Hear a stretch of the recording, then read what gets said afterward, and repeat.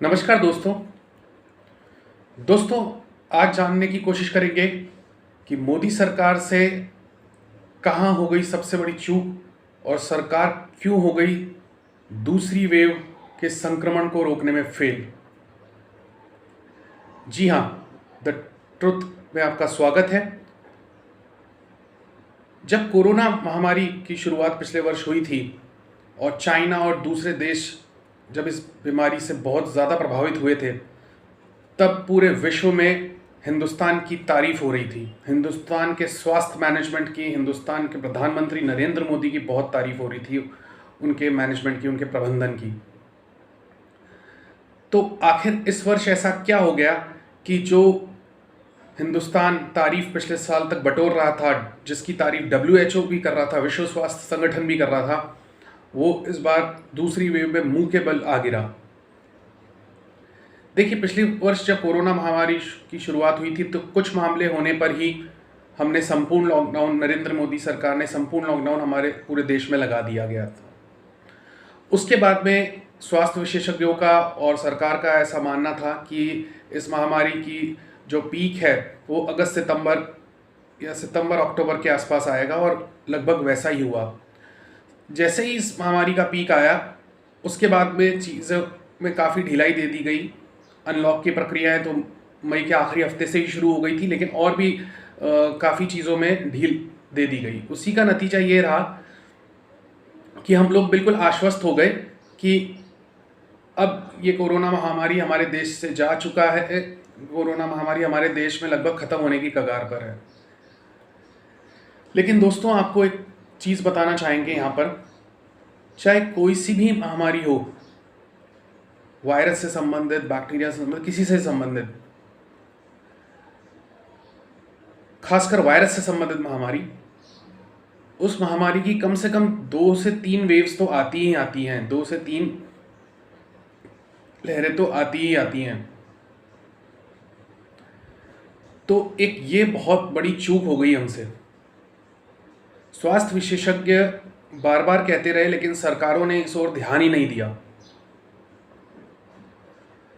सरकारें व्यस्त हो गई चुनावी रैलियों में, लोग व्यस्त हो गए धार्मिक अनुष्ठानों में, चाहे दरगाह में, अजमेर दरगाह में उर्स का मामला हो, चाहे हरिद्वार में कुंभ का मामला हो। तो हम लोग भी काफ़ी लापरवाह हो गए। दूसरी चीज़, पिछले वर्ष हमने जो इतने स्टैट्स इकट्ठे किए थे, इतने आंकड़े इकट्ठे किए थे कि भाई कौन से क्षेत्र के अंदर महामारी का कितना प्रभाव पड़ा है, कौन सा क्षेत्र बहुत ज़्यादा प्रभावित हुआ है, कौन सा क्षेत्र कम प्रभावित हुआ है, हम उन आंकड़ों का भी उपयोग नहीं कर पाए। जबकि दूसरे देशों में जहां कोरोना महामारी की पहली वेव में इतनी ज़्यादा तबाही हुई थी कि जहां पर कब्रिस्तानों में कब्र दफनाने के लिए जगह नहीं मिल रही थी, उन्होंने पिछले 8-10 महीनों में इन्हीं चीज़ों पे सबसे ज़्यादा रिसर्च किया, सबसे ज़्यादा उन्हीं पर ध्यान दिया। हम लोग इस चीज़ की ओर बिल्कुल ध्यान नहीं दे पाए। हम लोगों ने सोचा कि अब तो ये सब खत्म हो गया है, जबकि ऐसा नहीं था। तीसरी चीज़, कोई भी जो महामारी आती है तो उसके लिए हमें जो मैनेजमेंट होता है बहुत ज़बरदस्त रखना पड़ता है। हम ये नहीं सोच सकते कि ये महामारी बस 2 महीने में, 4 महीने में ख़त्म हो गई। तो हमने क्या किया कि पिछले वर्ष तो बहुत सारे अस्पताल को और बहुत सारे स्कूलों को और दूसरी बड़ी जगहों को कोविड डेडिकेटेड सेंटर में कन्वर्ट किया, लेकिन और वेंटिलेटर्स के, ऑक्सीजन सिलेंडर्स के नए नए प्लांट भी स्थापित करे, सारी चीज़ें हुई। लेकिन मार्च आते आते, फरवरी मार्च आते आते जो कंपनियां थी वो बैंकरप्सी पे आ गई। क्यों आ गई? क्योंकि आंकड़े कम होने लग गए, तो सरकार की ओर से भी उनको कोई मदद नहीं मिल रही थी। तो ये भी एक चीज़ है। अभी तक कोरोना महामारी ने जिन भी देशों में तबाही मचाई थी, वो उसकी आबादी का 0.5% ही था। 0.5%। मतलब लोग उससे मरे थे।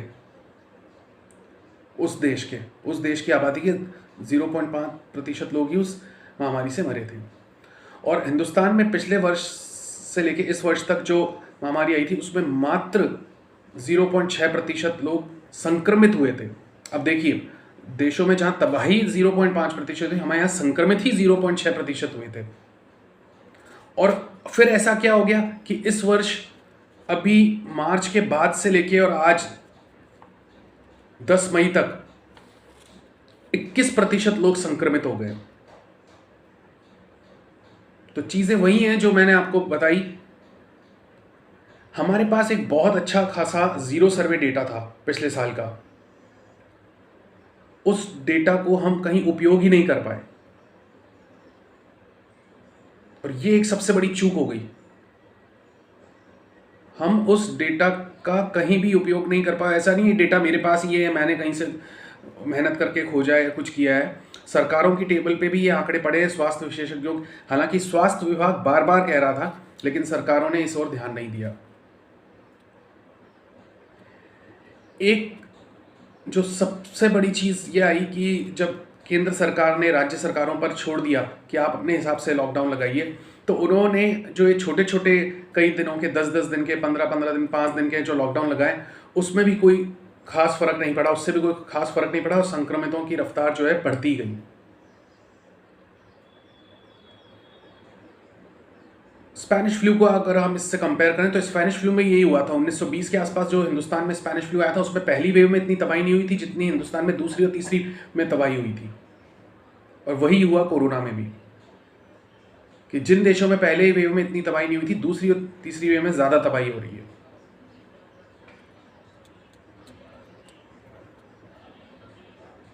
तो ये सारी हमारी कमियां रही सरकारों की, और जिन्होंने अपने लेवल पे लॉकडाउन लगाना चाहा वो भी उस पर खास काबू नहीं पा पाए। अब हम इसमें क्या कर सकते हैं, कैसे इसमें सुधार ला सकते हैं, या वर्तमान परिस्थितियों में कैसे इससे काबू में लिया जा सकता है, या मौतों की रफ्तार को कम किया जा सकता है। तो सबसे पहले तो हम इस तरीके का एक कोई मैनेजमेंट करें कि हमारे पास पता हो कि किस जिले के किस कस्बे में किस अस्पताल में कितने बेड खाली हैं, कितने बेड पे ऑक्सीजन सिलेंडर्स खाली हैं या चल रहे हैं। एक पूरा डेटा होना चाहिए।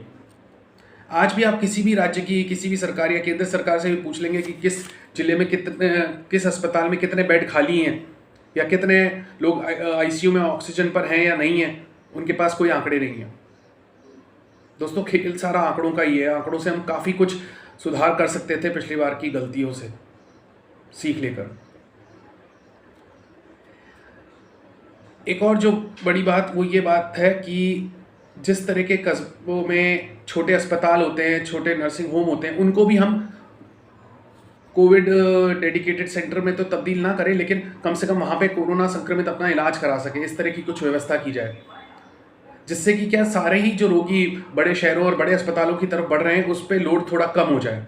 और आप यकीन मानिए कि 80% आबादी को अस्पतालों की ज़रूरत नहीं है, वो घर पे ही होम आइसोलेशन में रहकर भी ठीक हो सकते हैं। बस शर्त है कि उनको शुरुआती अपने लक्षण पता लग जाएं, लक्षण पता नहीं भी लग रहे हैं तो ऐसा कोई उनका जांच हो जाए जिससे उनको पता लग जाए और उनको शुरुआत में ही दवाई इसकी मिल जाए, तो आगे स्थिति और बिगड़े ना।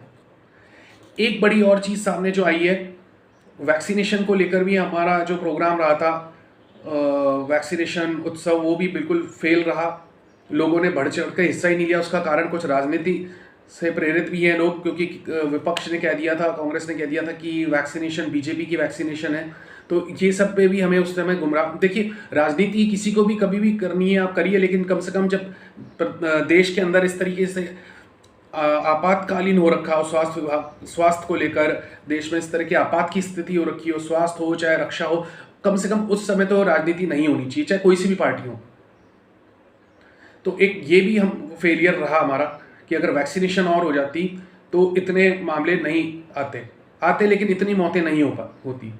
और आज भी हम चाहे 1 साल और लगा लें तो भी हम पूरे हमारी जो देश की आबादी है उसको पूरा वैक्सीनेटेड नहीं कर पाएंगे। तो जो जो इसके बचाव हैं वो तो आपको करने ही करने हैं, कि जो सोशल डिस्टेंसिंग, डबल मास्क, पूरा मुंह पे अच्छे से ढका हुआ हो, और जो आपका सैनिटाइजेशन का जो कार्यक्रम है वो तो करना ही है, वो तो आपको जारी रखना ही पड़ेगा बदस्तूर, उसमें तो कोई दो राय है ही नहीं।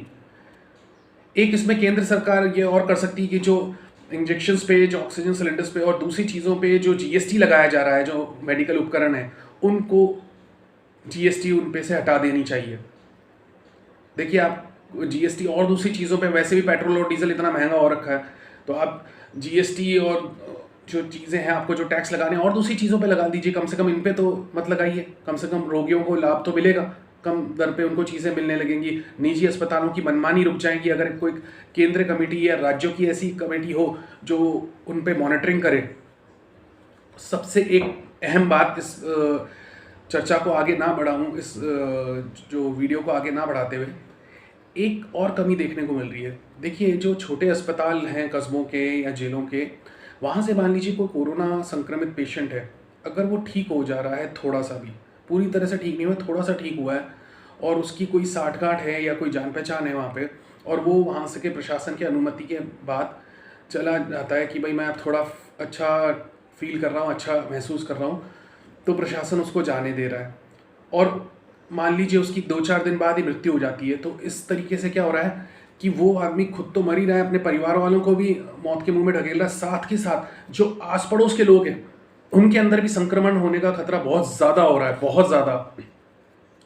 मतलब 100% चांस है कि उन लोगों को भी संक्रमित हो सकते हैं, वो लोग संक्रमण का शिकार हो सकते हैं।